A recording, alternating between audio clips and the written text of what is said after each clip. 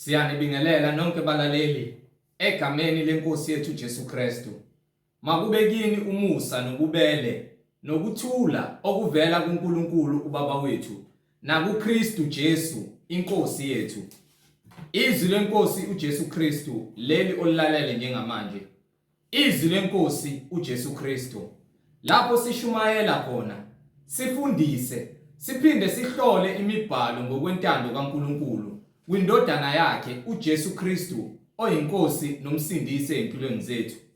Sizocela ukuthi kubo bonke abantu abalalele njengamanje ukuthi nibe namaBhayibheli ukuze sizofunda sonke kanye sibe nokuqonda imibhalo engcwele.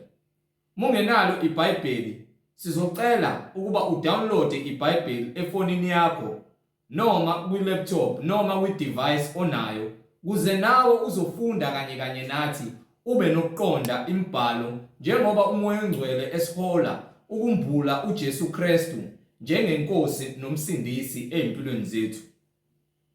Kulabo abazothi sebelalele bafune ukubhabhadiswa egameni likaJesu Kristu, ukuba bathathe imininingwane abayibona kwi-screen nemininingwane esoyishiya njengamanje, nalabo abanemibuzo mayelana neBhayibheli ngenxa yemfundiso eziningi ezigcwele emhlabeni eziphambene nemiyalelo kaNkulunkulu, eziphambene nobulungiswa bukaNkulunkulu obunguKristu Jesu oyinkosi nomsindisi, nalabo abafuna ukuthola ubufakazi kuze nabanye abantu bazi ukuthi uNkulunkulu uthembekile, uyibonakalisile ezimpilweni zabo ukuba yena uNkulunkulu yedwa uyinkosi nomsindisi, ukuba bathathe imininingwane esoyishiya njengamanje leyo oyibonayo escreenini. Ngizoqala nge-email address. Email address ithi izwilenkosi.ujesukristu@gmail.com,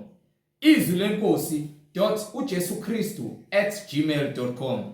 Ngilandelise nge-cellphone number noma i-WhatsApp number la sitholakala khona 066 566 9245, 066 566 9245. Izintshumayelo zonke ziyatholakala ku-YouTube, lapho ungakwazi ukuhlala khona phansi uphethe iBhayibheli uhlolisise ukuthi lokhu okuzwayo ngabe kuyavumelana yini nalokhu okufunda phansi kwimibhalo engcwele, noma lemfundiso onayo iyavunyelwa yini imibhalo oyifundayo njengoba sihlola imibhalo egameni lenkosi yethu Jesu Kristu. Bazalwane, ku-YouTube uyasearcha uthi izwi lenkosi uJesu Kristu, izwi lenkosi uJesu Kristu. Ungakhohlwa ukusubscribe, ungakhohlwa futhi ukuthumela nabanye abantu kuze nabo bezohlolisisa ukuthi njalo manihlangene nimdumisa uNkulunkulu ngabe imibhalo iyafakazela yini leli gama enisuke nihlanganyele ngalo, noma lemfundiso enisuke niyifundisa niyincela manihlangene egameni lenkosi uJesu Kristu. Bazalwane, ku-YouTube uthi izwi lenkosi uJesu Kristu. Ungakhohlwa ukusubscribe ukuze imfundiso ephilileyo uzohlezi uyithola umoya ongcwele mayivumile eyithinta inhliziyo yakho, eyikhanyisela ngamazwi awukuphila kwethu, izwi lakhe iBhayibheli. Bazalwane, sizocela ukuba sivule ngomkhuleko simbonge uBaba wethu ngalesikhathi esinaso njengamanje ukuba izwi sikwazi ukulizwa ngezindlebe zethu, lihlabe, lihlukanise, lihlolisise, lihlukanise umphefumulo nenyama nawo wonke amalunga omzimba, lihlolisise imicabango nemidlinzo yethu. Baba wethu osezulwini, malingcweliswe igama lakho Nkosi uJesu Kristu. Umbuso wakho mawufike, intando yakho mayenziwe emhlabeni njengasezulwini. Usiphe namhlanje isinkwa sethu semihla ngemihla. Usithethelele amacala ethu njengoba nathi sibathethelela abasonayo. Ungasingenise kulingweni, kodwa usindise kokubi, ngokuba umbuso ungowakho namandla nobukhosi kuze kube phakade. Amen. Siyanibingelela bazalwane, igama lami ngiMunkanyiso Bright Zulu. Ngihamba nomfowethu uMhlengi Zondi ozobe sihola enaba embula imfihlakalo ngokwemibhalo engcwele, umoya ongcwele esihola ukukhanyisa uJesu Kristu oyinkosi nomsindisi empilweni zethu. Bazalwane, yamukelani umfowethu uMhlengi Zondi. Amen. Siyanibingelela bazalwane ngegama lenkosi uJesu Kristu oyinkosi nomsindisi. Siloke sithule kona ukubonga nokudumisa igama lakhe. Yena ongabonwayo kepha imisebenzi yakhe iyabonakala. Siyabonga uNkulunkulu ngamandla asinike wona nomusa wakhe asenzele wona ukuba sithole intethelelo, sivume izono zethu. Nalapho khona sishoda uNkulunkulu asigcwalise. Nalapho khona amandla ephela uNkulunkulu usinika amandla amasha. Akona ukuhlakanipha komuntu ukusindiswa kwethu, kepha kungumusa ovela kuNkulunkulu ngendodana yakhe yona yodwa eyabethelwa ngenxa yezono zethu, yona ingesona isono. uNkulunkulu umsebenzi wakhe ukuthi asithethelele amacala ethu. Umsebenzi wethu ukuthi sivume izono zethu. Uma ungakuziboni ukuthi uyisoni, uma uthi uyakholwa kepha ungaziboni ukuthi uyisoni, ungavumi ukuba isoni, ungahlukani nezono zakho, insindiso yakho ifana nento efile. Ukukholwa kwakho kufana nezidwedwe ezibolileyo, kufana nezidwedwe ezinukayo, ufana nengulube ebhukuda odakeni, ufana nenja edla umphalazo wayo. So uma sikholwa sifanele ukukholwa njengokuba izwi lisihola. Asikholwa ngokuba nakho sithi thina silungile. Munye kuphela osilungisayo.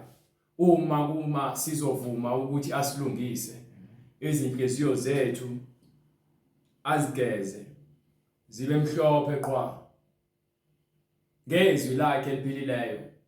Ngokuba imibhalo iyasifakazela ukuba uma sizokwenza lokhu asifundisa khona nalokhu asiyalela khona, siyakuyithola indlela yezulwini ngokuba yena uyindlela. Kepha uma simphika ngezenzo, kepha sibe simvuma ngemlomo. Ngakho ke uma izinhliziyo zethu zingamkholwa noma zingalilandeli izwi lakhe, ukukholwa kwethu kuyizeleze. Simelwe ukuthi thina sizwe izwi lakhe, senze lokhu akushilo nalokhu akushoyo. Ngokuba uthi ke lokhu akushoyo ngesikhathi ekhuluma nabaprofeti bakhe nabapostoli bakhe, uthi lokhu engikushoyo ngithi ongiphi incwadi yamakho sahluko 13 uma ngaphosisi ivesi lokugcina. Ngifuna nje lapho khona ekhuluma nabapostoli bakhe mase batshela ukuthi mabaqaphele babheke. Incwadi ngokukaMarku isahluko 13 verse 35. Yes sir. Ngakho lindani, Uthi ngakho lindani ngokuba anazi ukuthi inkosi yendlu iyakufika nini. So uma sikholwa akufanele sikholwe siphinde futhi siloke siphuma singena ngokuba ukuqala nje awazi uzofanini and futhi asazi ukuthi uJesu uzobuya nini. Ngakho simele ukuthi uma sikholwa sibambelele ngokuba sazi isikhathi lapho khona ezofika khona noma ezofika azolanda wena uqobo lwakho. Ngakho ke angeke uze udlale umacashelana ngokusindiswa. Uma kuthiwa usindisiwe ingokuba uyakubona ukuba isoni kwakho, uyakuvuma ukuba isoni, bese uyamlandela ngenhliziyo yakho evumayo nomoya wakho okhululekileyo. Ngokuba uma kuvuma inhliziyo yakho nomoya uyakwenza lokhu okuvunywa inhliziyo. Ngokuba konke silwa nakho silwa nenyama nemisebenzi yenyama, ukuba ke siyithobise yonke imisebenzi yenyama ukuze noma ngabe nini uma kuthiwa ziyakhala manje zikhalele wena usendaweni efanele, umile kwisisekelo sensindiso. Ngokuba noma ngabe kuthiwa ukholwe 100 years 500 years, kepha wona kanye wafela esonweni, kuthiwa zonke izindlela zakho ezinhle ziyakusulwa kubambelele lesono lesi oficwe naso ngokuba wena ufe wona noma wonile. Awuzange uthole ithuba lokuphinde uphenduke ucela intethelelo. Kunjalo ke ukufela emanyaleni. Ngisho ungakholwa isikhathi esingakanani, wazinikela nje ekoneni, awusazi isikhathi sakho. Ingakho kumele uhlezi ethi uthini uJesu? Hallelujah. Ngakho lindani ngokuba anazi ukuthi linda. Hlala ethembeni. Hlala ekukholweni. Linda, inkinga sikwazi ukulinda, siyahluleka ukulinda. Kuyona yonke into esiyenzayo, siyathanda ukuxhamazela, sijahe, sifane namahasho omjaho.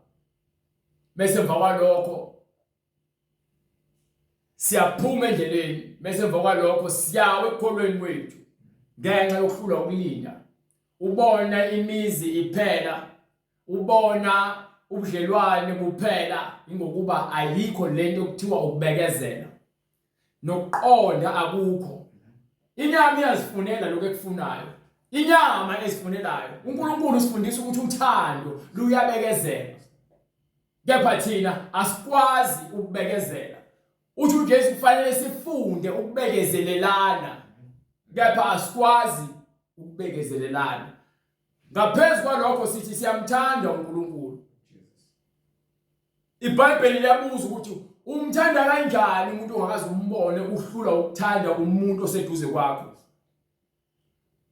Asifuni ukuxolela, asifuni ukubekezelelana, asifuni ukulinda, asifuni ukulinda. Sifuna ukuthi kwenzeke ngalesikhathi ofuna ngaso. Uma kungenzeki ukuthi uNkulunkulu akanandaba nawo. Ingakho abantu abaningi bedayisa imiphefumulo yabo kuSathane ngenxa yokuthi inyama nenhliziyo iyafuna. uJesu uyasikhuza ukuthi enhliziyweni yomuntu kukhona yonke into engalungile. Akubale athi umnhlonhla, uhlambalaza, ukuthuka inhlamba, imicabango emibi, ukuba isifebe, ukuphinga, ukubulala. Izinto lezi ezakhekayo ngalesikhathi inhliziyo yakho isihluleka ukulinda, nokubekezela, nokuxolela. Linda ngokuba usazi isikhathi sakho sinini. Simelwe ukuthi sigcwalise uthando lwaNkulunkulu njengoba iBhayibheli isichazela. Ngeke ngigcwalise uthando lwaNkulunkulu njengokuba ngifisa mina.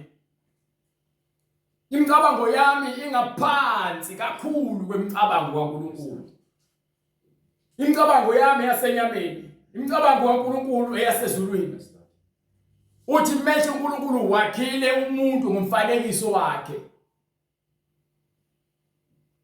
So uNkulunkulu ufanele uma ekunika imiyalelo yakhe igcwalisa umfanekiso wakhe. Ngezenzo kuqala.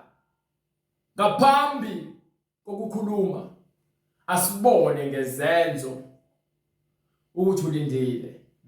Awunakho ukudla, linda. Awunazo impahla zokugqoka, linda. Awunayo indlu, linda. Kunzima ngokwenyama, kepha kuthiwa ngokwaNkulunkulu konke kuyenzeka. Kunzima kumuntu, kepha kuNkulunkulu kuyenzeka. Siyafika isikhathi lapho khona engathi ulahliwe. Siyafika isikhathi lapho khona ufuna khona ukuthandwa. Ufune ukuthola ukunakwa. Kepha ungakufuni, linda ngoba uNkulunkulu ukunakile. Uma ekubeka uNkulunkulu noma ulingwa, uNkulunkulu akakulingi ngalokho ongaphezulu kwamandla akho. Uyazi ukuthi lokho akubekele khona ufanele ukukunqoba, unikiwe amandla okunqoba. Angithi uJesu mase ibhabhathisiwe, umoya engcwele uyamholela entabeni ukuthi ayolingwa uSathane. Izinsuku eziwu40 uSathane ethi akaphendula amatshe awenze izinkwa. uSathane ethi ke akaguqe kuyena amkhoze. uSathane ethi akazuyise. uJesu uma ngento eyodwa kubhaliwe. Hallelujah. Kulotshiwe futhi ukuthi umuntu ngeke aphile ngesinkwa kuphela kepha ngawo wonke amazwi aphuma emlomeni kaNkulunkulu. Kulotshiwe futhi ukuthi uNkulunkulu akalingwa. Akalingwa. Kulotshiwe futhi ukuthi uNkulunkulu okhonza yena yedwa. Hallelujah. yena yedwa ngenhliziyo yakho yonke. Yes, Lord. Hallelujah. So uma kufika indlela shortcut eza nayo uSathane, uma ubona loyo ndlela ayikuholeli ekuphileni, mtshela uSathane ukuthi kulotshiwe. Hallelujah. So Satan. Ukuthi akalingwa uNkulunkulu. Amen. Uma umuntu ekuthuka ngokuba nako umkhombe eBhayibhelini, musu ufuna ukufana naye. Wasimosha isikhathi sakho. Amen. Uma esenyameni hlala kumoya.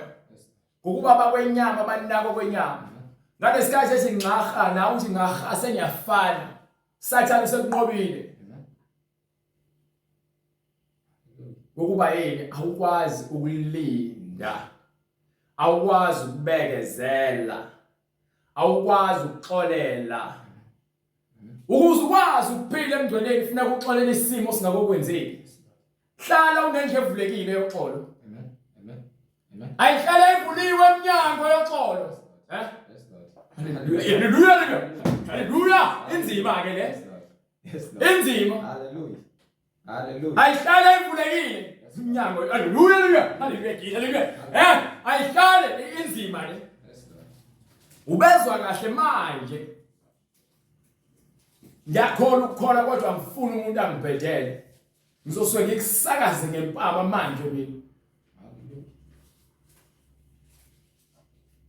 Uthi uJesu esiphambanweni baba baxolele abakwazi abakwenzayo esiphambanweni zibhlungu ephikile. Lord Jesus. Akashonga ukuthi uNkulunkulu ucela ungiphindiselele noma uNkulunkulu ngilwele. Uthi baxolele abakwazi abakwenzayo.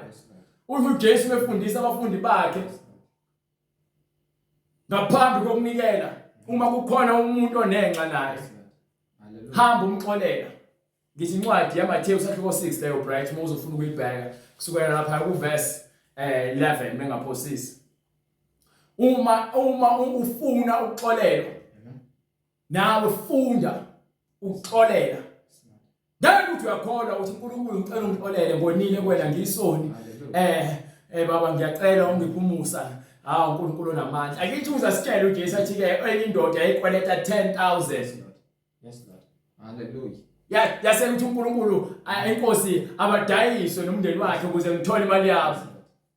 Yakhala indoda yazinxusela. Wayizwela lo uNkulunkulu esimkhonzayo nozwelo wayizwela indoda. Hallelujah. Thebe iphuma yaya kubafowabo yafica omunye izinceko yafika yafuna imali yayo yambamba ngomqala yambhanqa nendonga. Lord Jesus. Wakhala wazinxusela yathi yangamnika ngisho inthethelelo yamthatha umvalele ejele ukuze akhokhe konke. Amen. Babuka abanye abobonile naye ade exolelwa ukuthi hawo lo uyaxolelwa. Kepha yena akaxoleli bamba bokubika indaba yakhe. Watholakala necala. Wahanjwa wayofaka endaweni lapho khona ezohlushwa khona. Yabona lo ozohlushwa khona. Amen. Ungeke ukwazi ukukhokha ngokuba ke sokuvalelekile indlela yokukhokha. Yabona manje unikiwe isikhathi somusa. Hallelujah Jesus. Ngiyalithanda iBhayibheli. Hallelujah. Uthini okiphi? Incwadi ngokuka Mathewu sahluko 18 verse 21. Yes sir. Khona wasondela uPetru wathi kuye Nkosi, umfowethu uyakungona kangaki? Ngimthethelele na. Kuzomele ngoniwe kangaki na? Ukuze mina ngithethelele ngithi hayi sekwanele. Kuze kube kasikhombisa na. Fanele kuze kube ikasikhombisa yini na? uJesu wathi kuye, umnini manje onke wayesethini? Angisho kuwe ukuthi kuze kube kasikhombisa. Ngithi kuwe akungabi kasikhombisa.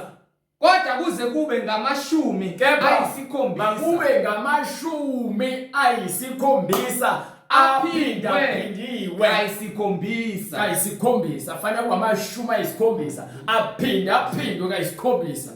Ukuthi ayibaleki lo yonto. Uma uyibala kusho ukuthi uzobhala phansi ukuthi awangona namhlanje 1, wangona namhlanje 2. Uzohlanganisa amashumi ayisikhombisa ephinda phindiwe. Bese avakala ukuthi hayi wathi uJesu kangaka. Bese avakala ukuthi angisaxoleli. Uyaphakathi. Hallelujah Jesus esikhogweni. Uyaphakathi esikhogweni. Uxolelanga kwasekuqaleni. Ngokuba vele inhliziyo yakho ayikazi ixolele. Lokuthi uyabala 1, 2 senzi lonto le. Hallelujah. Vula indlu yoxolo. Amen. ngokuba ngiphe price lapha kule ncwadi eMathewu isahluko 6. Hallelujah. Vula indlu yoxolo ahlala inyanga evuliwe kanje ngaphambi kokuthi koniwe. Hallelujah. Incwadi ngokukaMathewu isahluko 6 verse 12. Yes sir.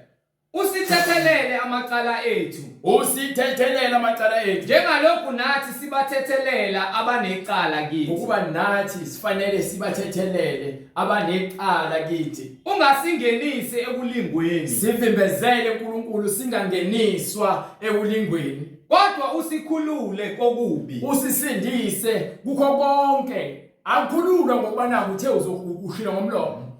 Uyasazi isikhathi. Asibekile ukuze ukhulume. Wena uyazi ukuthi uzokusindisa. Ngapha uthi nini kanjani? Angazi. Ngeke ngitshele namhlanje uzosindiswa. Ngeke ngitshele ukuthi kusazosindiswa. Ngapha egcineni uzosindiswa. Kukhona konke obheke nakho. uNkulunkulu uzokusindisa. Ungumsindisi. Ungumnini wanda onke. Uzosindisa. Ngokuba umbuso ungowakho. Ngokuba umbuso uyabusa. Namandla. Haleluya. Uyabusa. Amandla ngawakhe nenkazimulo. Nokukhazimulo kwakhe Kuze kube phakade. Angeke kushintshe. Amen. Uhleli esihlalweni sobukhosi right ngokoqedi. Uhlezi esihlalweni sobukhosi. Uyabusa kuze kube phakade. Amen. Amen. Ngokuba uma nithethelela. Ngokuba uma sithethelela abantu iziphambeko zabo. Uma sithethelela abantu angithi umuzi uthini akakobethelo. Usaqala la seqaleni uyabafundisa ukuthi yini ekumele niyenze kusuka manje kuze kube phakade. Ngizothethelela izono ithi ingilosi mefika ithi lo. Yes Lord. Uzothethelela izono zabantu, uzofela izono zabantu kusho ingilosi engakozalo. Yes Lord. Hallelujah. Uma sezelwe ufundisa the same thing. Ngokuba amandla wanikiwe ezulwini ukuthi azonimela izwi. Amandla siwanikwa aqhamuke ezulwini. Uma ngifundisa ngalenda kuona amandla amakukona ukuhlakanipha kwami. Kepha ke amandla aqhamuke ezulwini uthi uma ke nibathethelela abalonayo nathi siza kuthethelelwa ubaba wethu osezulwini. Hallelujah. Lapho uma singaxoleli kepha uma ningathetheleli abantu iziphambeko zabo. Lalela angikhathali mina ukuthi ngabe sebekone kangaki. Methi impindiselo ngeyami eyakhe. Hallelujah. Yes Lord. Uma ukuthi nini eyakhe impindiselo. Musa wena ukufuna ukuvika ngoJesu ukuthi uzokuphindiselela lokhu ugabisela abantu kanti shwabula ngoJesu. Musa ukushwabula ngoJesu akayondawo ukushwabula uJesu. Methi impindiselo ngoyami wena sithobe. Ngaphansi kwesandla sakhe. Yena umvikeli. Uthi uma sibathethelela amacala abo. Yes Lord. Kepha uma ningathetheleli abantu iziphambeko zabo. Kepha uma ningathethelela abantu iziphambeko zabo. Noyihlo akayikunithethelela iziphambeko. Uze ulithola uxolo soze. Ngisho uthanda. Lord Jesus. Ngeke ulithola uxolo. Hallelujah. Uma ungafuni ukuthethelela abantu wena inhliziyo yakho ikhulule. Lo makhala wakho ungafuni umkhulumisa noma umbona inhliziyo yakhe ichefike. Fanele lo moya uthandazela ususwe ngoba umoya kaSathane lo. Awukhululiwe wena. Ngisho wayiqoka ivatho akwakhululwa uma ungakokwazi ukuxolela. Ukukhulula emhlabeni ukukhululiwe. Amakholwa athi ayakholwa kepha afuna ukuxolela abantu. Lord Jesus. Mawubona mina noma ngishumayela bese uthe la ngesitefe sakhe wena uboshiwe wena.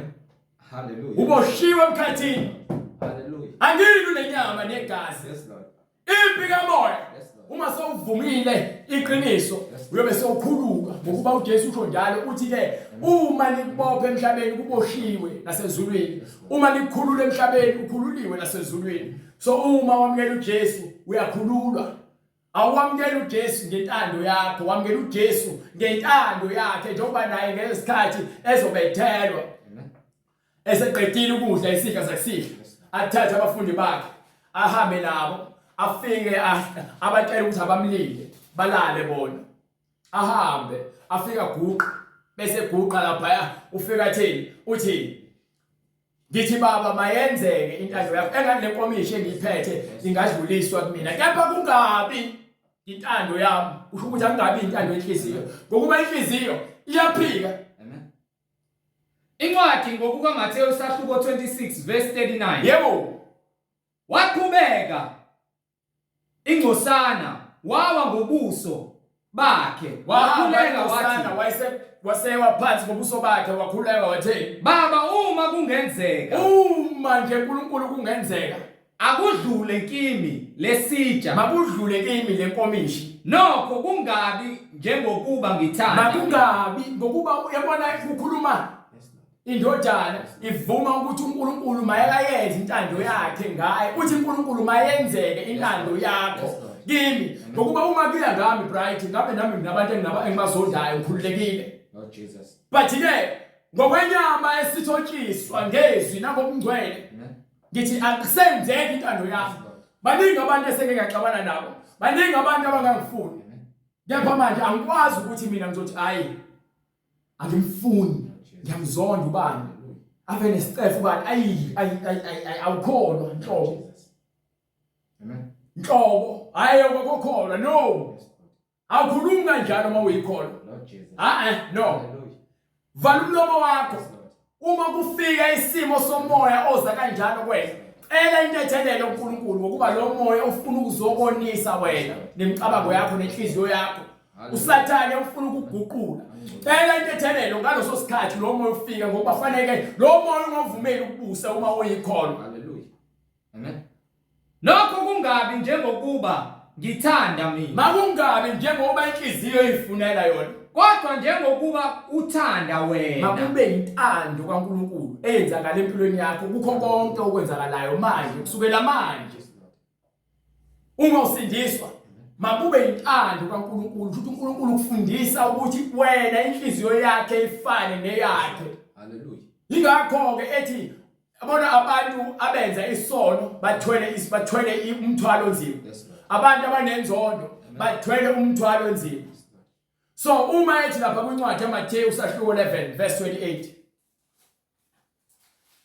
kwincwadi yaMathewu sahluko 11 verse 28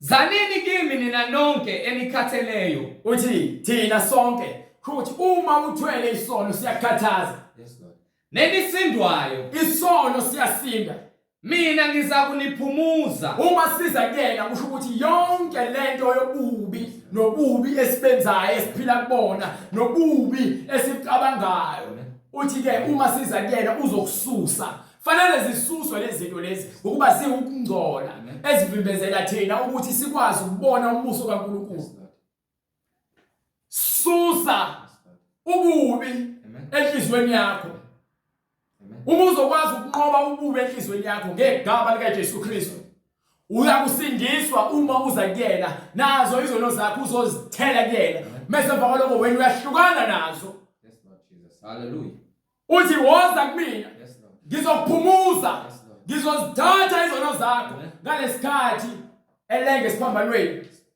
uyazithatha izono zakho ngalesikhathi kubulawa imisebenzi yenyama njengoba ethi baba bathethelele ngokuba bakwazi abakenzayo ngokuba yini uyasusa nakuyena icala lokuthi akubophele inhliziyo ebuhlungu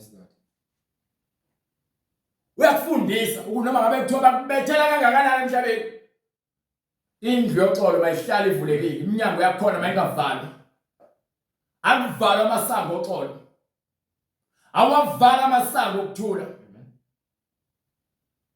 awavali amasango omusa awavali amasango othando ukuba yini uJesu uyaphila kuwena njengoba athethelela abantu esiphambanweni amen zimhlaba izipikile yes Lord zibhajiwe izipikile ezihlakane zakhe nasezinyaweni zakhe bekani ijoka lami phezukwenu wezothatha ke ijoka esindayo kuthina nifunde kimi wazosinika ijoka lakhe ngokuba ngimnene ngokuba yena umnene ngithobile futhi yena uthobile ngenhliziyo yena futhi uthobile ngenhliziyo uma ungase ufunde ukufana noJesu uyoba sewufana naye ngokwemsebenzi nangendlela ahamba ngayo khona imphefumulo yenu ukuze ke lo mphefumulo wakho iyakufumana impumuzo khona umphefumulo wakho uyabona ngesikhathi uqukuthele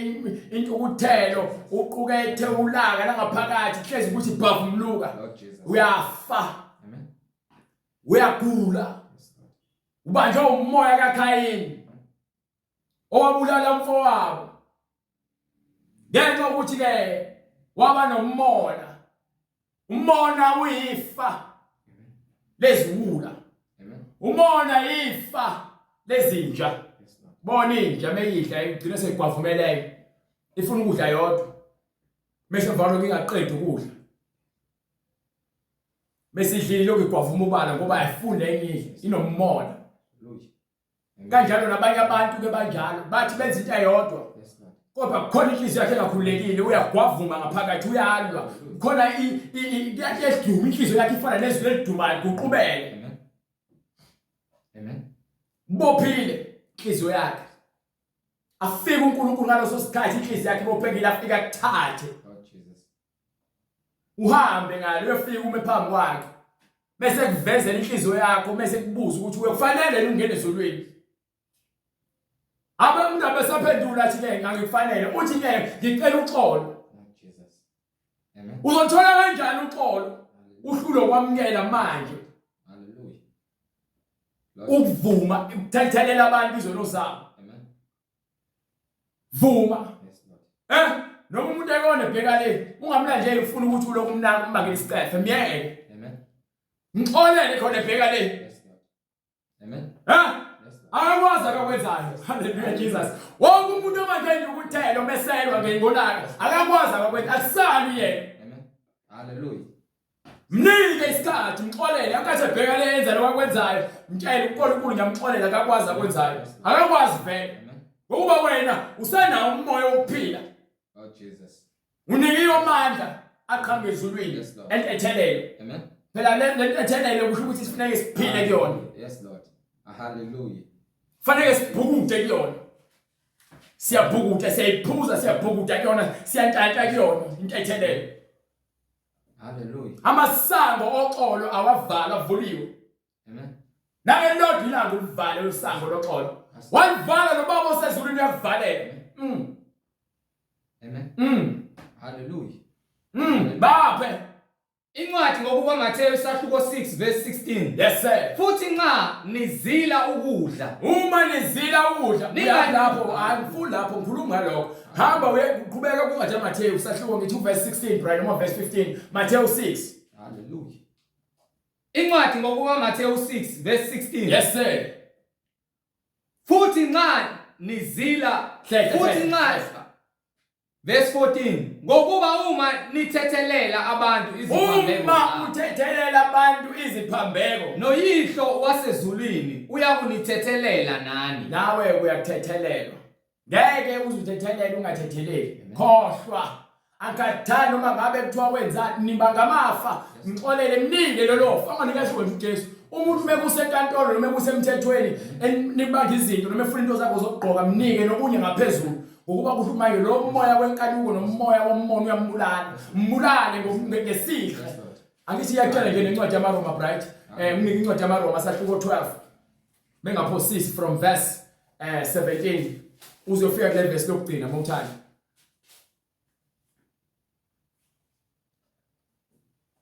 incwadi kwabaseRoma isahluko 12 verse 17 ngena khona ningaphindiseli umuntu okubi ngokubi singaphindiseli okubi ngokubi nomuntu noyedwa umuntu singaphindiseli nakani okuhle phambi kwabantu bonke umfundela uverse 17 bright ningaphindiseli umuntu okubi ngokubi muntu ungaphindiseli umuntu okubi ngokubi nakani okuhle phambi kwabantu bonke bheka okuhle funa okuhle phambi iBhayibheli singukukhanya kwezwe kanjalo ke makukhanye ukukhanya kwenu phambi kwabantu bonke ukuze babone imisebenzi kababa wethu osezulwini uma kungenzeka ngokwenu hlalisanani ngokuthula nabantu bonke uma kungenzeka ngokwenu hlalisanani ngokuthula nabantu bonke nabo bonke abantu akhethiwe uthi uJesu ngeke lokubingelela abantu okholwa nabo kuphela bingelela bonke abantu ngokuba uma ubingelela abantu okholwa nabo kuphela nezoni zenza lokho ukuphi umehluko phakathi kwakho nezoni. Lord Jesus. Hallelujah. Uma ubingelela bingelela wonke umuntu ngokuthula. Ningaziphindiseli nina bathandwa. Singaziphindiseleli thina bathandekayo thina abantu abangcwele asizilweli Kodwa dedelani ulaka. kepha inikeni angithi ngithe ayihlali ivuliwe iminyango yexolo. Yes, Lord. Vula iminyango yexolo. Yes, Lord. Detha indawo umuntu ekufika ulaka thola ukuthi khona uxolo. Yes, Lord. Fike ligwinye uxolo ulaka. Amen. Amen. Ngokuba kulotshiwe ukuthi Ngokuba lokhu naku siyakufunda manje ukuthi ngokwami ukuphindisela uthi uJesu ngeyakhe impindiselo ngiyakubuyisela mina. ngiyobe sengiphindiselela mina. Isho inkosi. Usho bani? Isho inkosi. Usho bani? Isho inkosi. Akusho umhlengi lapho. Isho inkosi. Akusho ubright lapho. Isho Uthi inkosi. impindiselo ngeyakhe so ungaloke wena ufosela abantu ngokufunga nangokusongela abantu ngoJesu. Lord Jesus. Kepha uma isitha sakho silambile. Uma isitha sakho uyabona imintsindiso inzima kanjani kubantu abasenyameni. Amen. Amen. Inzima insindiso kubantu abasenyameni ngokuba bahlulwa ukwenza lezi zinto lezi. Amen. Uma isitha sakho Amen. Silambile. silambile Siphe sidle. muphe ukudla elambile muphe ungamfosi ngoba naku ugcinizwe no makusuke kwinhliziyo Hallelujah. ngokuba yini indlu yothando enkulu. Amen. Indlu yolaka akekho umuntu ongafikelwa ulaka. Amen. Lithi iBhayibheli noma udinwa Yes, Lord. ungoni Yes, Lord. ungavumeli futhi ukuthi ulaka lakho lubambelele kuwena kuze kuthi ukuba uyafa Nkosi uJesu. noma kushona ilanga Yes, usadiniwe. Lord. Uma somile siphuzise. Uma isitha sakho soma sininga amanzi baphuze Ngokuba ngokwenza lokho uyakubeka umfumbela haleluya amala ngokuba ngokwenza lokho uyakube ufumbela amalahle avuthayo ekhanda laso. uyamshisa umkhombi yabona phela uthando kuyashisa. Yes, Lord. Uma uzonika umuntu oyisula Yes, Lord. kepha ngesikhathi limshisa futhi liyamakha Amen. ngokuba ngaso sonke isikhathi mezocabanga ukwenza ukuba uyakhumbula uthando umshisa ngazo. Yes, Lord. Amen. Unganqotshwa ngokubi. Ungavumi usathane Yes, Lord. akunqobe ngemicabango emibi ukuthi wena ufuna ukuziphindiselela ngokuba inhliziyo yakhe ebhlungu. Lalela kubhlungu inyama. Amen. Inyama ebhlungu. Amen. Kepha umphefumulo awubuhlungu. Umphefumulo ufuna lokho okwaziyo ngengqondo yakho ukuthi angimxolele. Inyama ithi ungamxoleli. Amen. Uyangijwayela lo. Kufanele ngikhombise ukuthi ngubani. Amen. Kodwa nqoba okubi ngokuhle. Nqoba okubi ngokuhle. Mbulale ngothando. Amen. Hlala othandweni. Lalela unginike lencwadi yaMark Bright. Ngokwamanje ngifuna uMark usahluko 13 verse 35. Hlala othandweni. Bekezela. Njengoba iBhayibheli lisifundisa ukubekezela. Lisifundisa ukuqonda ukuthi ukuphila ungcwele akufanele kutholakala inzondo kwena ngokuba nawe ngeke uzuthethelela izono khohlwa. Uma ungafuni ukuthethelela abanye abantu, uma uhlula ukubekezelela abanye abantu, uma uhlula wena ukuthanda abanye abantu, nawe ngeke uthole uthando lwaNkulunkulu. Phela uthando lwaNkulunkulu lisibekela zonke izono. Yes, Lord. Hallelujah. Liyazisibekela. Ngizophinde ngikhombise incwadi futhi meyoqeda la ubalungiselela incwadi yaseKorinte yokuqala from verse 13. Incwadi ngokuka Incwadi yokuqala sahluko 13. Incwadi ngokuka Marku isahluko 13 verse 35. Yes sir.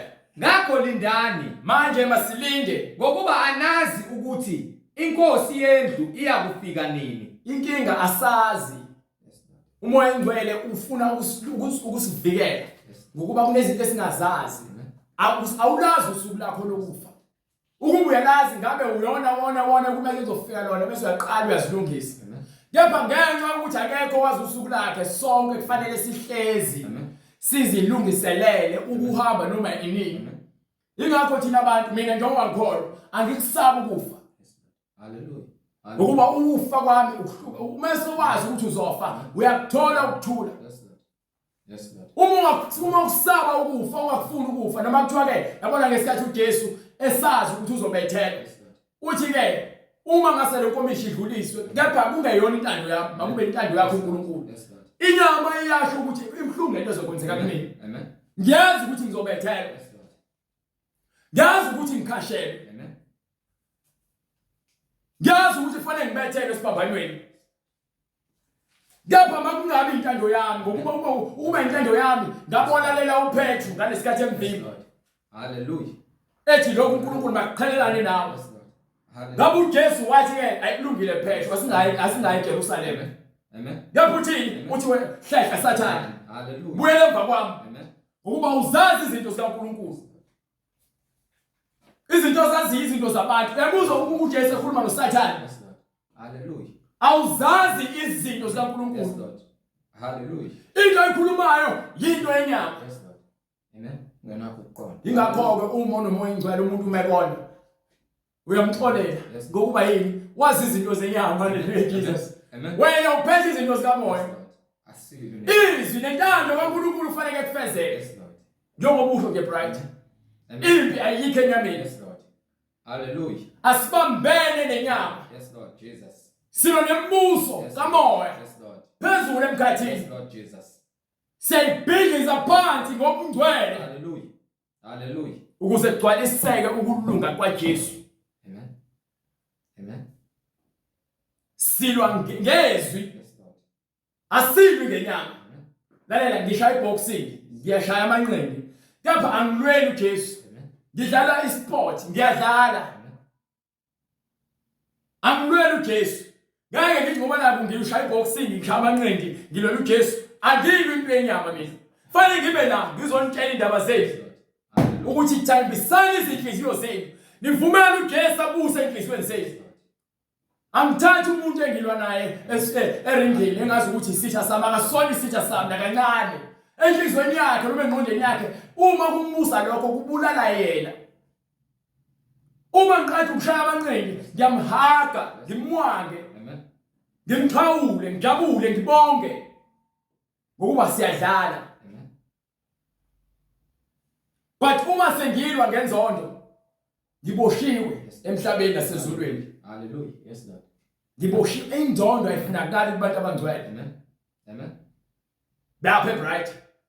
Ngakho lindani ngokuba anazi ukuthi inkosi yendlu iyakufika nini. Awazi lutho. Noma ngokuhlwa. Awazi lutho. Awazi noma ungathi uyavuka ekseni uvuke sovuka esikogweni. Noma uvuke sovuma phambi kwakhe songasakwazi ukubheka amehlo akhe ngokuba uyakhazimula wena ingubo egqokile ingcolile. Hallelujah. Awazi isikhathi. Noma phakathi kobusuku. Awazi akekho waziyo. Ingakho kumele sihlezi silungile ukuthi sihlangane naye noma ngabe yini. Amen. Noma ngokukhala kwezinkukhu noma ebuseni. Asazi njengoba singazi uthini emva kwalokho. Funa ifike ngokuzuma Ngokuba angafika ngokuzuma. Anifumane nilele. Bese kufica unjani? Anifumane nilele. Tholakale ulele. Tholakale ubhizi nesono. Uyafeba. Dawutshwala. Uyajola. Amen. Uyayixoxa uqamba amanga. Ubhizi ubulala abantu. Ubhizi uyathakatha. Amen. Gqoka izivathu. Dayisa izwasho. Lord Jesus. Dayisa ngomzimba wakho. Afike ngalesikhathi uzitshela ukuthi azophenduka. Amen. Ngenxa yokuthi ke uhlule ukulinda, methi linda ufuna ukulinda. Amen. Unenkani, uyinkani ebulalayo. Yona lenza ukuthi ke ungafuni ukulinda. Funa ifike ngokuzuma. Ngoba Anifumane nilele. Fike, mefika ngokuzuma. Angithi wabona umthombo. Ungahlala kanje. Uqolozele uthi hayi uhlala 48 hours uqoloze. Uba lokukelayo kuyakela umthombo ukuthi ngiyakulalisa manje. Hallelujah. Ngoba uzithola sovuza amathi sokukhombisa ukuthi umthongo ukunqobile. Njengoba nawe uyafika ke njengoba ukuthonga kunqobe. Amen. Hallelujah. Uyafika njengesela. Amen. Nesela nomthongo ukufika njengesela. Njengokuba nokufa kufika njengesela. Hallelujah. Hallelujah. Ingilosi yokufa iyafika njengesela. Amen. Ngalesikhathi usazijuxuza. Umuntu abulala ibhodlela. Hallelujah. Akuhlabe lebhodlela. Bakuphuthumise esibhedlela kube ukuthi into engenamsebenzi. Uma usanikiwe isikhathi usaxwayisa ukuthi le mpilo ephila izokubulala, bayakugwaza ngebhodlela. Bakugwaza ngoba sebakudubule. Thiwa ngeke azavuke. Kanti sexwayisa ukuthi lalela uma ungavumi, uma ungayishintshi le mpilo yakho uzofela emanyaleni. Incwadi ngokuka Mateyu sahluko 26 verse 40. Yes sir. Wayeseza kubafundi wafumana belele Wathini bright? kanti beningelinde Beningekwazi yini ukulinda yini na? ihora libe linye. Noma ngabe kuthiwa ihora linye. Lindani nikhuleke ukuba nihlale emkhulekweni ningangeni ukuzekeni gweme ukungena ekulingweni. Umoya uyavuma. Yebo. Kepha inyama ibuthakathaka. Ya emasontweni. Niphathe amabhayibheli. Umoya uyavuma. Yes Lord. Kepha inyama ibuthakathaka. Uyaphuma esontweni uyongena esonweni inyama ibuthaka. Uyophunguta esonweni inyama ibuthaka kepha ke weliphatha iBhayibheli. Kepha uyamgolozela ukwenza intando yakhe. Lindani, hlula ukulinda, nikhuleke ukuba ningangeni ekulingweni. Ever since ngiqala ukukholwa kunzima ukubheka emuva. Yabona uSathane uyazama yonke indlela ukukukhumbuza lo phuma khona, akuvezele ubumnandi bakhona, aphinde futhi akuvezele izinhlupheko zakhona. At the same time uyazibonela ukuthi hallelujah. Bekumnandi ya, buka basaphila kamnandi bona. IBhayibheli baphila kamnandi emhlabeni bebusa. Kepha ngaloso sikhathi ngiyabona bayazika. Bayashona phansi. Kuloko eshona phansi. Soloke kuze kusale vele umuntu. Akasabonakala cwile kuphele ngaye athi uvula amehlo avule esihogweni. Hallelujah. Uyilodakeni. Amen. Hallelujah. Ingakho iBhayibheli lithi zisindiseni. Zisindiseni. Amen. Incwadi ngokuka Marku isahluko 13 verse 37. Yes sir. Kepha lokhu engikusho kini, ngikusho kubo bonke ngithi, lindani. Uthi lokhu engikhuluma nani, angikusho mina kuphela. Amen. Hallelujah. Le Bible lineminyaka labakhona. Lobufakazi buneminyaka wabakhona. Hallelujah. Hallelujah. Lord Jesus. Kepha uthi ke lokhu engikhuluma mina, ngikusho kubo bonke, ngikusho kubo bonke, ngithi lindani. Kubo bonke. Linda. Yes Lord. Ukho konke obheke nakho noma ngabe ubani. Linda uJesu. Amen. Amen. Ungaphumi. Yes Lord. Endleleni yokukholwa. Amen. Ngokuba uma uphuma uthi impindeselo ngeyakhe, futhi uma uphuma uthi akusekho umhlatshelo. Yes Lord. Ukuba uJesu ufekwa ngani esiphambanweni, akekho omunye uJesu osazokufela.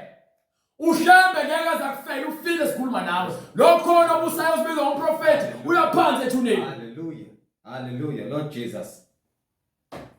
Safile uJesu. Baphathi iBhayibheli kaShembe. Abamshumayela uJesu. Baloko bebiza uJehova. Hallelujah. Amen. Bambalekela uJesu. Bafuna ukubiza uShembe ngoJehova wabo. Lord Jesus. Babiza uShembe ngoNkulunkulu wabo. Amen. Mawuthi niyaliphatha iBhayibheli baze bangivulele incwadi bathi ke ithi incwadi yaseKorinte. Hallelujah Jesus. Incwadi yaseKorinte ikhuluma ngoJesu. Yes Lord. Hallelujah.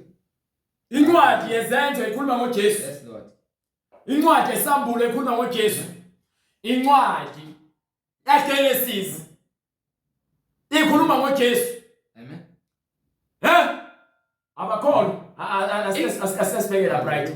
Mekuthi sithi incwadi kaGenesis ikhuluma ngoJesu. Yes Lord. Yes Lord. Baphi incwadi kaJohn. Hallelujah. Sahluko 1. Hallelujah. Verse 1. Verse 1. Yes Lord. Incwadi ngokuka Johane isahluko sokuqala iverse lokuqala. Ekuqaleni wayekhona ulizwi. Ubani ulizwi? Ngabe ulizwi uShembe yini? Qana kani. Ngabe ulizwi umprofeti uIsaya wakaShembe yini? Qana kani. Hallelujah. Amen. Ulizwi wayekuNkulunkulu. Ngabe ulizwi uJohane uMbhaphatisi yini? Qana kani. Ngabe ulizwi uMaria yini? Qana kani. Ulizwi wayenguNkulunkulu. Ulizwi wayenguNkulunkulu. Ulizwi wayekuNkulunkulu. Ulizwi wayenguNkulunkulu. Yena lowo owayekhona ekuqaleni kuNkulunkulu. Khulunywa ngolizwi. Khulunywa ngoJesu. Ilonazwi eliqhamuka ezulwini. elifika liphathiswe Yes, Lord.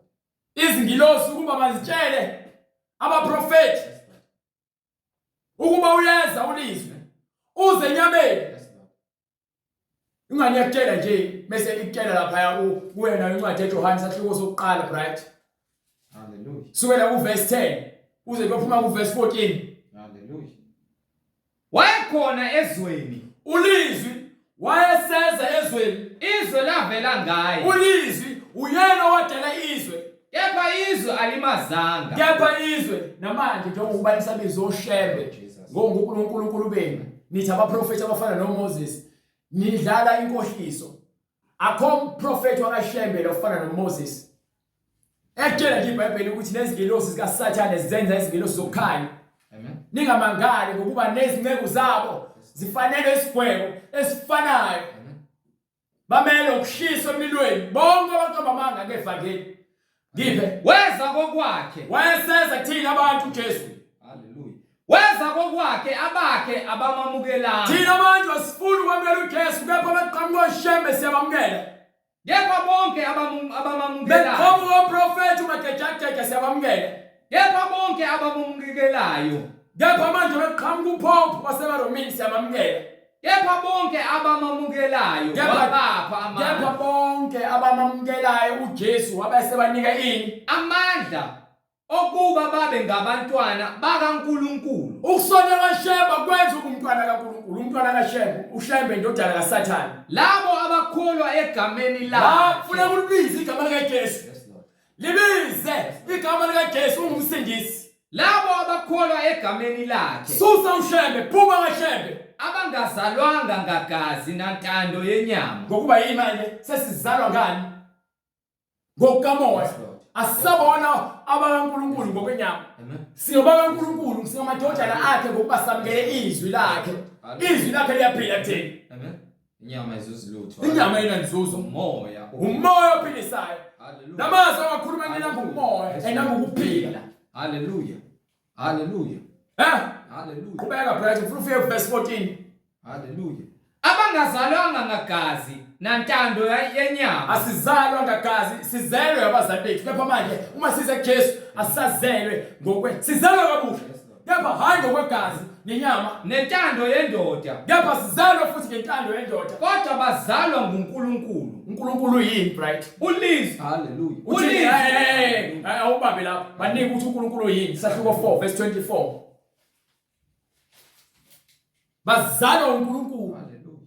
uNkulunkulu ungumoya. uNkulunkulu ungumoya. Abakhuleka kuye Labo abeza kuyena abamamukelayo bafanele ukukhuleka ngomoya nangeqiniso. asifanele ukukhuleka ngoshembe. Bafanele ukukhuleka ngomoya nangeqiniso. Sifanele ukukhuleka ngokomoya. Yes, Lord. Sifuna umoya engcwele. Amen. Izwi Yes, Lord. asidinge ezwasho. Amen. Sifanele ukukhuleka ngokomoya Yes, Lord.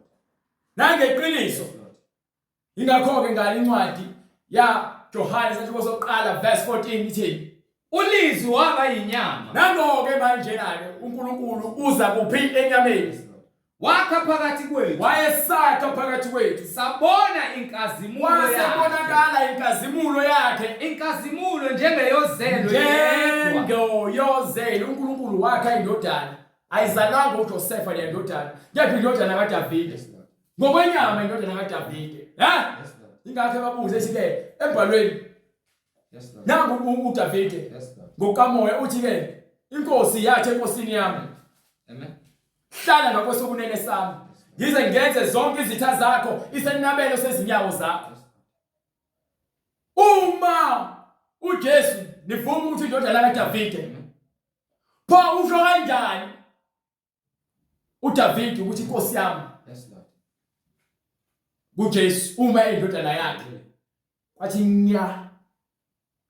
kwathi nya Hallelujah. akuphindanga nabo lodwa bezakhe abazombandela iStephen bembuza imibuzo engenasidingo. Amen. Amen. Ngoba nabo babemlinga bonke babekwenza ngoba babemlinga ngoba namanje nisalinga uNkulunkulu ngokuthi nimbize ngamagama angewona nimbiza ngoshembe. Shembe akazathunywa uNkulunkulu no. Bonke abantu abathunywa uNkulunkulu sizwe iBhayibheli sizwa intshumayelo yabo. Amen. Asizwe ngomlando wakaShembe. umlando wami obalekile ubufakazi bami obufakazelwa iBhayibheli ubufakazi bami kufanele busupportwe iBhayibheli Amen. ngasifakazeli nje ngefakaza kwakho senyameni yayizindaba Hallelujah. ulizwi lesikhuluma ngaye uNkulunkulu bright awubavulele ngale kule ncwadi njengoba sibafundisa ukulinda ukuthi linda ngokuba usazi isikhathi sakho uzofika nini uma ulindile hamba kwencwadi yeSekorinte yokuqala sahluko 13 Hallelujah. Ngicela ungifundele uhamba ungifundela ku verse 4 Incwadi yokuqala kwabaseKorinti sahluko 13 verse lesine. yes sir Uthando luyabekezela. uthando luyabekezela Uthando lumnene. uthando luthobekile Alunamhawu. uthando alunawo umhabholo Uthando aluzigabisi. uthando alinayo impakamo uthando alinayo impakamo Aluzikhukhumezi. futhi uthando aluziphoshisi Aluziphathi and ngokungafanele. futhi uthando aluziphathi ngendlela Yes, Lord.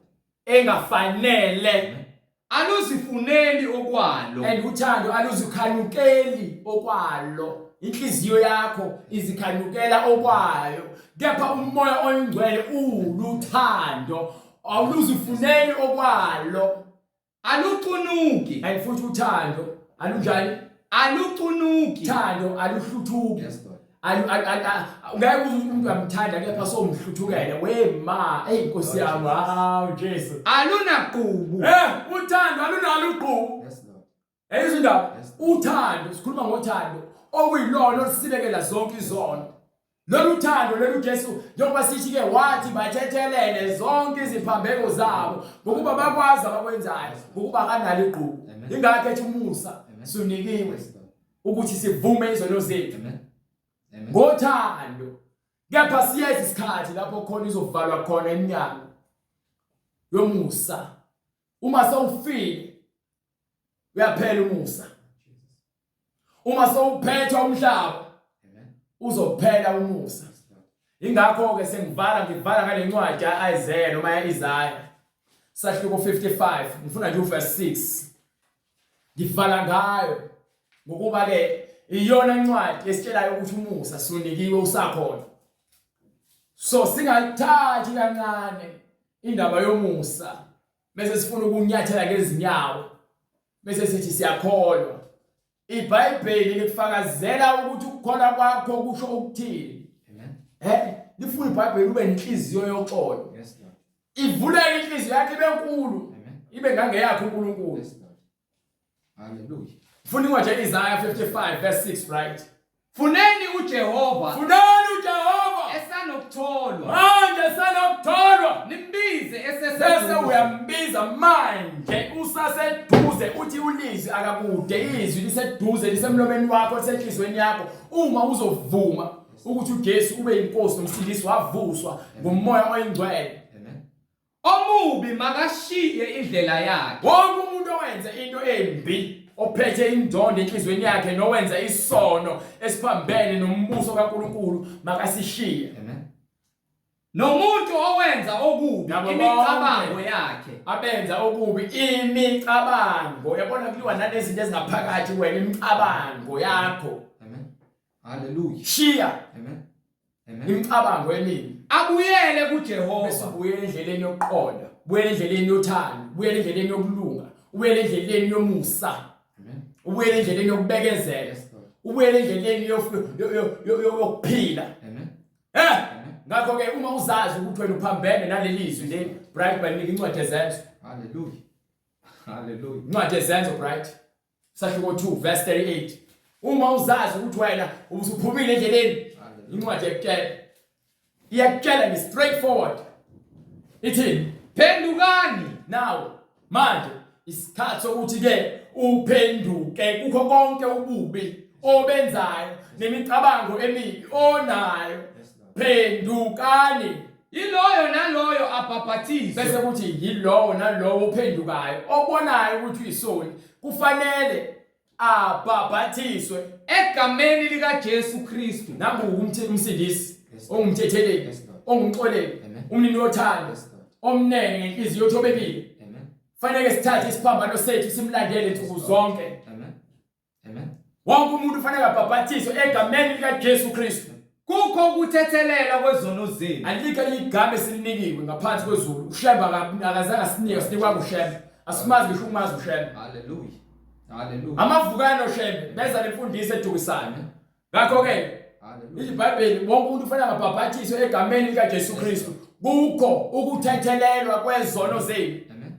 Hallelujah. Babhabhathise bashemba. Cha. Babhabhathise egameni likaBani. Nkosi uJesu. Kwaphela kuthiwa Shembe of Nazareth Baptist Church. Basho njalo. Lord Jesus. Thina sishumayela izwi lenkosi. Amen. Akho Shembe la. Amen. Sishumayela izwi likaJesu Kristu. Lord Jesus. Inkosi umsindisi, umnini amandla onke, uyasitshela ukuthi amandla wanikiwe emhlabeni nasezulwini. Yes, Lord. Abahamba abapostoli bemhlabeni wonke jikelele benza abafundi. Yes, Lord. Bababhabhathise egameni likaYise, egameni leNdodana, egameni likaMoya Oyingcwele. Bese afike kuphethe azogcwalisa sitshele ukuthi ubani igama likaYise nelendodana likaMoya Oyingcwele. Uthini uphethe? Hallelujah. Pendukani. Liloyo naloyo abhabhathiswe egameni likaJesu Kristu. Kukho ukuthethelela kwezono zenu. Ilona gama ke likaYise nelendodana likaMoya Oyingcwele uJesu Kristu njengoba kubhaliwe phansi. Ukuze kuthethelelwe izono zakho kufanele uvume uJesu. Amen. Hallelujah. Abe inkosi emasontweni mangasebenze kanje. Ningabona insindiso. Ningalibona iqiniso. Amen. Ningababona abakholwa ngokweqiniso. Amen. But uma bengakoshumayeli ngeBhayibheli besakhuluma ukuhlakanipha kwabo nokubhubha nonke nesihogweni nabalandeli benu uthi uJesu batshela ukuthi akuyona into engena emlomeni ebulalayo kepha izinto eziphuma phakathi enhlizweni yethu mesazibala bese babuza abafundi bakhe bathi uyazi ukuthi ubahluthulile uma ukhuluma kanje athi kufanele konke ubaba angazange azakutyala kuzakusempulwa phansi. Yonke into engasityala ngoNkulunkulu izoshawa phansi. Hallelujah. Uthi bangabaholi abangaboni. Ngakho ke abaholi abayizimpumputhe bahola izimpumputhe bayaphi? Bayaphansi esifogweni. Hallelujah. Bayaphansi wena. So ke iBhayibheli yasifakazela ukuthi akekho noyedwa umuntu ozothi ke unegama lakhe azongena ngale lizwini elihlukile kunale gama lelesinikiwe. Hallelujah.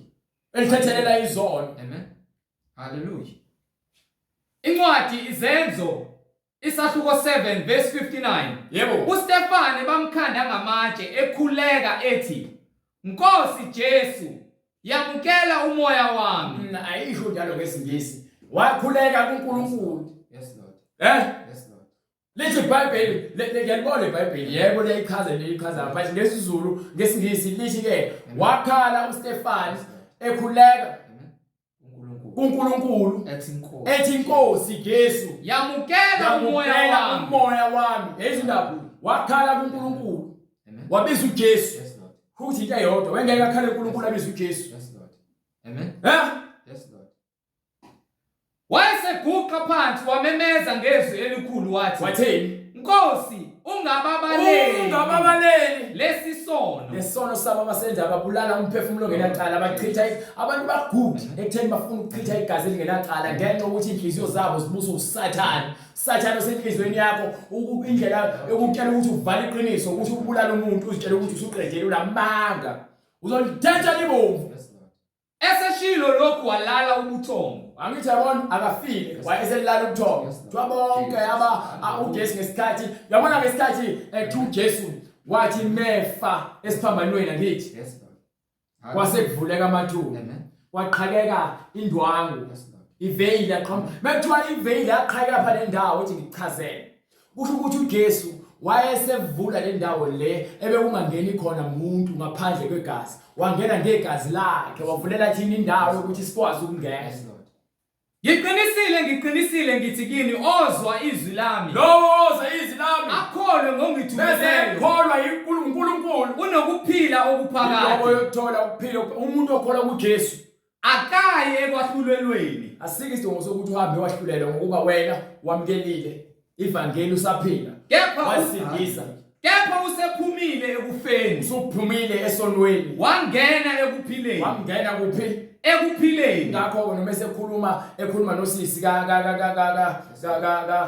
kaLazaro Yes, Lord. embuza ukuthi usisi wakhe embuza ukuthi Jesu uyakholwa yini na Yes, Lord. Hallelujah. ukuthi mina ngumvuso wabafileyo Yes, Lord. athi ke usisi wakhe ngiyakholwa Hallelujah. ukuthi uLazaro uzovuka Amen. Amen. ngesikhathi sokugcina athi uJesu ngeke Hallelujah. mina ngikuvuka manje okholwa yini Amen. noma esefile Yes, Lord. akafile Yes, Lord. noma inyama ihlukana nomphefumulo akafile Amen. ulele Yes, Lord. nakwincwadi yaseThesalonika usho njalo futhi uma ufuna lo ncwadi la chapter 11 right from verse 21 Maye incwadi ngokuka Mateyu isahluko 11 verse 21. yes sir Maye kuwe Korazini. Maye kuwe Bethesda. right Hallelujah. starting from verse 20 Wayeseqala ukujezisa imizi. right ngifundela incwadi yaMatheyu ungasayihambe ngithe incwadi yaJohane mina lo ebufuna yeke ngoba manje nasohambe kakhulu usuzwaduka uma ke sofuna ukubhaphathiswa njengoba embhalo isho Hallelujah. uyobe sowusithinda Amen. kumniningwane oyibonayo escreenini njengoba inamba ibhaliwe uyosithinda kuyona Amen. ne-email address uyosithinda kuyona uma unemibuzo mayelana neBhayibheli uma kunobufakazi ofuna ukubuthula Yes, Lord. uma ufuna ukubhaphathiswa uyakusithinda nakhona uma ufuna ukunikela umsebenzi kaNkulunkulu uyakusithinda kuyona imininingwane sibonge uNkulunkulu ngothando lwakhe nangendlela yakhe asinika yona ukuba sisindiswe sithole umusa egameni likaJesu Kristu sicela uBhuti Bright yasifele umkhuleko sophinde futhi sibonane ngokuzayo uma inkosi ivumile amen. Baba egameni leNkosi yethu Jesu Kristu uNkulunkulu onamandla siyabonga izwi lakho Nkosi elongumlilo ohangulayo. Siyabonga Nkosi izwi lakho eliyinkemba ecije enhlangothi zombili liyahlaba liyahlukanisa Nkosi liyahlulela imicabango nemidlinzo. Siyacela Nkosi izwi lakho elukukhanya likhanye Nkosi empilweni zethu lembule konke ukungcola nokungakuthokozisi Jehova. Siyacela Nkosi uJesu Kristu kuba intando yakho mayenziwe empilweni zethu usihlambulule Nkosi sigeze ngesigezo samanzi ngezwi ngoba Nkosi akukho okufihlakeleyo kuwe Nkosi konke kumbuliwe sizile Nkosi bonke abeze kuwe Nkosi bazile ukuthi imisebenzi yobumnyama ibonakaliswe kuba ihlanzwe nguwe Nkosi uJesu Kristu isuswe nguwe ukhula Nkosi lususe usale amabele imbewu le oyidingayo Nkosi ngelinye ilanga okumele ngoba yonke imphefumulo yabantu iyoma phambi kwesihlalo sobukhosi yawahlulelwe ngokemisebenzi umuntu ade eyenza esenyameni. Siyacela Nkosi uJesu Kristu ukuba usibuse usihole moya ngcwele siye ekukhanyeni usiluse njengezimvu zakho silizwe izwi lakho kube inkazimulo nodumo kuwe uNkulunkulu wethu osezulwini egameni leNkosi yethu Jesu Kristu yena yedwa ophethe ingcebo nobukhosi nombuso wonke ungaphansi kwezinyawo zakhe manje naphakade amen. Amen. Umusa weNkosi yethu Jesu Kristu nobunye bukaMoya Ngcwele kube nani bazalwane amen. Amen. Amen.